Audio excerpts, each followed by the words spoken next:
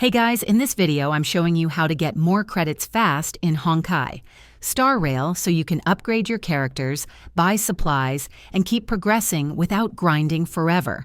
First off, complete daily missions. These give a steady amount of credits every time you finish them, so don't skip these. Next, clear assignments in the menu. They refresh each day and reward free credits when completed. Don't miss out on story quests and side quests. They offer a solid credit payout, especially when you're unlocking new zones. Here's a pro tip. Farm the simulated universe rewards.